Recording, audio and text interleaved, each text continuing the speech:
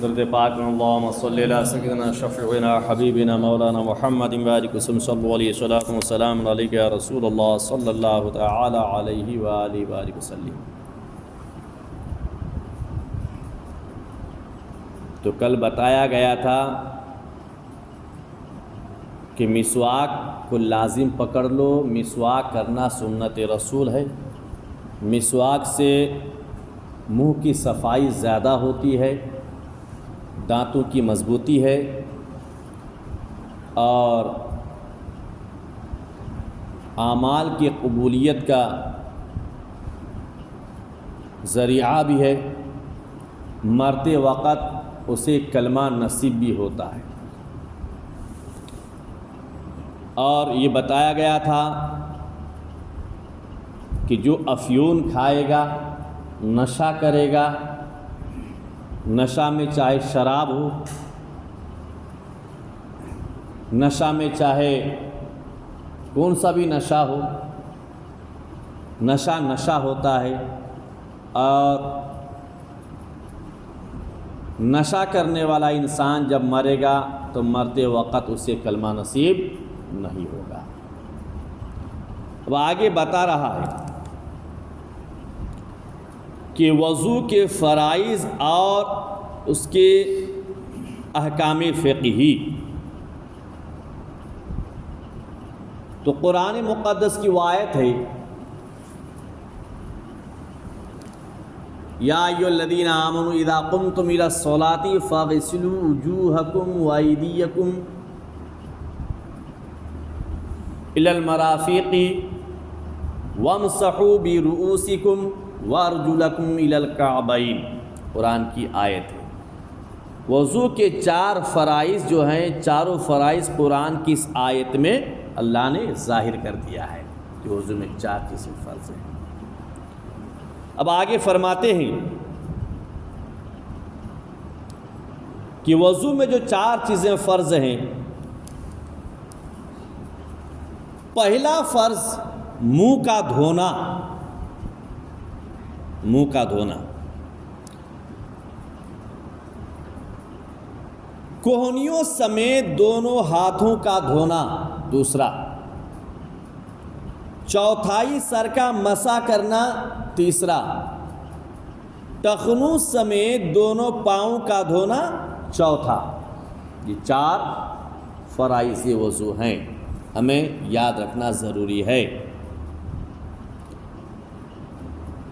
تو اس کے آگے فائدہ بتا رہے ہیں کہ کسی عضو کے دھونے کے یہ معنی ہے کہ اس عضو کے ہر حصہ پر کم سے کم 2 بوند پانی بہہ جائے۔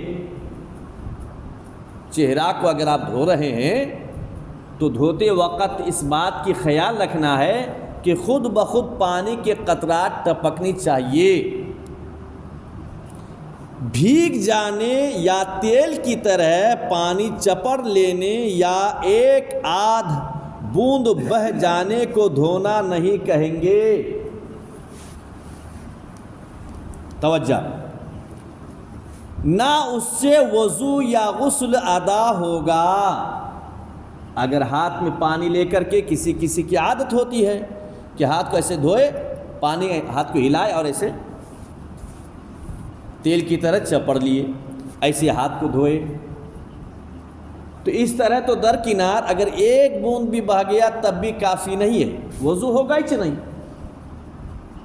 شریعت کا حکم ہے کہ پانی کے قطرات اعضائے وضو سے خود بخود ٹپک ٹپ ٹپ ٹپ گرنا چاہیے، تب جا کے وہ وضو ہوگا۔ اس امر کا لحاظ بہت ضروری ہے، بہت ضروری ہے۔ صرف اگر آپ ہاتھ کو ایسے دھل لیے، پانی ہاتھ میں لے کر جیسے تیل ملتے ہیں، ایسے اگر اعضائے وضو کو دھویا گیا تو وضو ہوا ہی نہیں، وضو ہی نہیں ہوگا۔ لوگ اس کی طرف توجہ نہیں کرتے اور نمازیں اکارت جاتی ہیں۔ اس طرح سے وضو کرنے والوں کی نمازیں قبول نہیں ہوتی، چونکہ شریعت حکم لگاتی ہے ظاہری پر، باطینی پر نہیں۔ شریعت کا حکم یہی ہوگا کہ اس کی اعمال اکارت جاتی ہیں، عبادات۔ بدن میں بعض جگہیں ایسی ہیں کہ جب تک ان کا خاص خیال نہ کیا جائے ان پر پانی نہ بہے گا، نہاتے وقت بھی۔ کچھ جگہ انسان کے باڈی میں ایسی ہے کہ جب تک اس میں خیال نہیں دیں گے، توجہ نہیں کریں گے تو وہاں تک پانی نہیں پہنچے گا یا پانی نہیں بہے گا۔ مثلا کسی کا پیٹ بڑھ جاتا ہے، بیٹھنے پر اس میں بیلٹی گرتا ہے اور بیٹھے ہوئے نہا رہا، پانی اوپر سے ڈالا، پتہ چلا کہ جہاں گھڑی گیری ہے وہاں پانی پہنچا ہی نہیں۔ اب پانی نہیں پہنچا تو غسل نہیں ہوا۔ اگر ناپاکی کا غسل ہے تب تو اور بیکار ہے۔ اس لیے اس بات کی خیال رکھیں، نہاتے وقت انسان کے جسم میں کچھ جگہ ایسی ہیں کہ جب تک دھیان نہیں دیں گے وہاں تک پانی جائے گا نہیں، اور اس جگہ پانی پہنچانا ضروری ہے،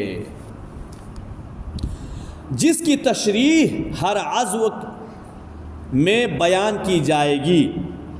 کسی جگہ موضع حدث پر، حدث مطلب ناپاکی کی جگہ پر جس کا مسح ضروری ہو، تری پہنچنے کو مسح کہتے ہیں۔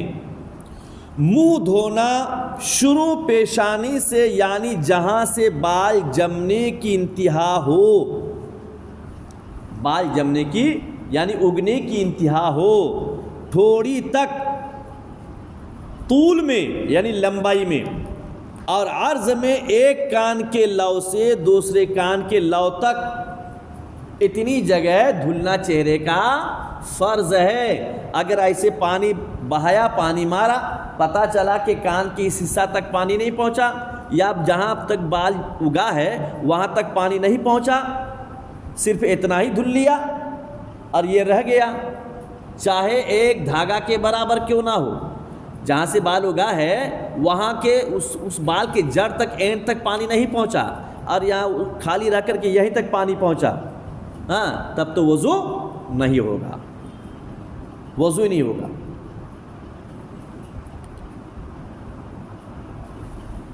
اس حد کے اندر جلد کے ہر حصہ پر ایک مرتبہ پانی بہانا فرض ہے،